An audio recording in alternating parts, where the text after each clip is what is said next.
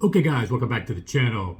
I'm in New York City, Greenwich Village, Hotel Hugo. It's a nice little hotel.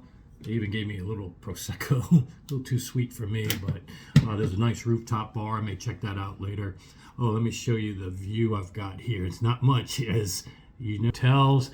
It's like a skyline and some air-conditioned thing. Not much to see. That's par for the course in New York. Actually, not a bad size room. But anyway, I'm here because Oz, with High End by Oz, has a customer that he wanted me to showcase his system here in Manhattan. And so I'm here to do that tomorrow. Super excited to see this system and video it. So stay tuned for that. But it's on my way to Montreal for the Montreal Audio Fest, my first time there this weekend. So if you're in Montreal, be sure you say hi. Looking forward to that. But what I wanted to do is circle back real quick to the Dallas audio show and talk about two rooms and two takeaways that I left out of my video, kind of intentionally, because I got to 30 minutes. It wasn't worth getting into this level of the weeds. But as you know, I've talked about tips of going to these shows, and I've gone to so many over the years. And one of the reasons my coverage is different is because I spent 20 plus years going to these shows, not as a YouTuber. I was in the back just being a normal Joe like everybody else. But then I'd read in the coverage of the Stereophiles and all the other magazines, all I would get was pictures, maybe, and model numbers and some subjective jargon. And for me, going to these shows, that totally did not represent the value of going to these shows and what you could take away. And so I've talked about this in the past, some tips of what you need to, the variables and all the things you need to do when you go to these shows. But I wanted to give two tangible examples that happened at the Dallas show that really highlighted this perfectly. And the first one I wanted to talk about was the Genesis room with Gary Coe. And a lot of people probably went into that room, saw a normal box speaker with a grill on, didn't think too much of it, looked like a normal box, point source box speaker, sat down, probably enjoyed what they heard.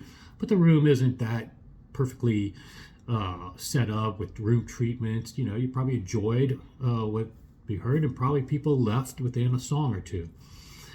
That's really limited value that you get if you do that. One of the things that was highlighted in my videos, I waited till the end of the song and I decided to start asking Gary questions about it. There had to be more to that speaker than just the grill and the box that I saw. And I made a point to ask him about the feet on the bottom because it looked unusual. And this is what you want to do. Ask the people in the room anything that you have a question about that looks unusual, you don't understand. It looked like outriggers, but it wasn't really outriggers. It wasn't third-party feet. And I asked him about it, and sure enough, I learned that he creates a whole acoustic suspension system under his speaker. And then I learned what was behind the grill, ribbon tweeter, and that was a rear firing tweeter too. All of these things, I think a lot of people went into that room had no clue about. And so I wanted to harp on this because one of the values of going to the show is definitely talk to the owners and the people in the room. As great as the dealers are, and actually props to all the Texas dealers that were at the show, all of them were fantastic, from 3MA and even Rhapsody where we went to, and all the other dealers at the show. They're all high quality dealers. But when you could talk to the actual owner and designer like Gary Coe, take advantage of that. They know more about their speakers than even the dealers do. And then you can build relationships with them. And the other kind of subliminal benefit you gain when you talk to them is that you know if these are the type of people you want to support and give your money to. Gary is such a high quality guy, so interesting, got lots of pedigree in the industry. This is the type of people you want to decide who you give quite substantial amounts of money to in the hobby. So don't overlook that value of these shows and just knee-jerk, make conclusions, go in for one song and then come out with some description of audiophile jargon of what you thought it sounded like. There's so many variables that that's a very limited way to go to these shows. And frankly, that's what I'm most disappointed with all the coverage in the history of these shows. It's been very primitive, very limited, not really showing you the real way to evaluate the gear. So I wanted to harp on that with that room. But there's another takeaway too in a room called the Songer Audio. And one of the things it brings up is a macro point with whether you can trust your ears or measurements, and what are things that, in fact, JR and I were discussing this at my house when he was there that Wednesday before we went to the show. And what I really told, he asked me, is there things that we can hear that we can't measure? We can certainly measure most anything that we put our mind to. Now, most measurements measure far beyond what we can hear. But if we put our mind and technology to it, we can measure everything from distortion to dispersion pattern. There's so many measurement tools out there to measure what we hear. But what it doesn't measure, what we haven't measured yet, is how our eardrum translates it to our brain. Although I don't want to be premature here, because my daughter, who came to the show actually, and we were talking about this at dinner, she is a statewide champion and I think finished second in the nation in CSI work. She does forensic. She's a high school student, but she specializes in forensic science, and she solves crimes like that using forensic science. And one of the technologies she was telling me about is that they actually have found better technology now for lie detector tests that make it a much more accurate, with MRIs and CAT scans to almost 100% know if somebody's lying now. And then even recreate memories with these type of things. So the technology there is unbelievable, what's coming. But as of now, we don't really measure how our eardrum translates things to our brain. And so that's one thing that is still a variable in the industry.